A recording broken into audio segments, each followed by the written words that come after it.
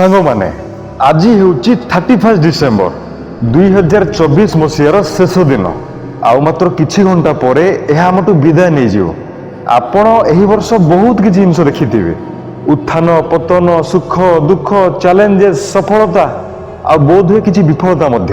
କିନ୍ତୁ ମନେ ରଖନ୍ତୁ, ପ୍ରତ୍ୟେକ ଦିନ ପ୍ରତ୍ୟେକ ବର୍ଷ ଆମକୁ ଗୋଟିଏ ନୂଆ ଆରମ୍ଭ କରିବାର ମୌକା ଦେଇଥାଏ। ନୂଆ ବର୍ଷ କେବଳ ଗୋଟିଏ ତାରିଖ ନୁହେଁ, ଏହା ଗୋଟିଏ ସୁଯୋଗ ହେଇଥାଏ, ଗୋଟିଏ ମୌକା ହେଇଥାଏ ନିଜକୁ ଉନ୍ନତ ବନେଇବାର, ନିଜ ସ୍ୱପ୍ନକୁ ପୁନର୍ଜୀବିତ କରିବାର।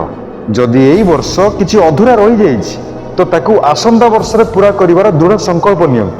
ଯଦି ଆପଣ ଏଇ ବର୍ଷ କିଛି ଭୁଲ କରିଛନ୍ତି ତ ସେଇ ଭୁଲରୁ ଶିଖିକି ଆପଣ ଆଗକୁ ବଢ଼ନ୍ତୁ।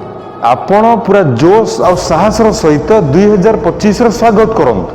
ଭାବନ୍ତୁ, ଆଗାମୀ 365 ଦିନରେ ଆପଣ କ'ଣ କ'ଣ ହାସଲ କରିପାରିବେ, ସେଥିପାଇଁ ଗୋଟିଏ ରୋଡ୍ ମ୍ୟାପ୍ ପ୍ରସ୍ତୁତ କରନ୍ତୁ ଆଉ ତାକୁ ଫଲୋ କରନ୍ତୁ। ସାଙ୍ଗମାନେ ମନେ ରଖନ୍ତୁ, ଆପଣଙ୍କ ସ୍ୱପ୍ନକୁ ପୁରା କରିବାର ଶକ୍ତି କେବଳ ଆଉ କେବଳ ଆପଣଙ୍କ ଭିତରେ ଅଛି।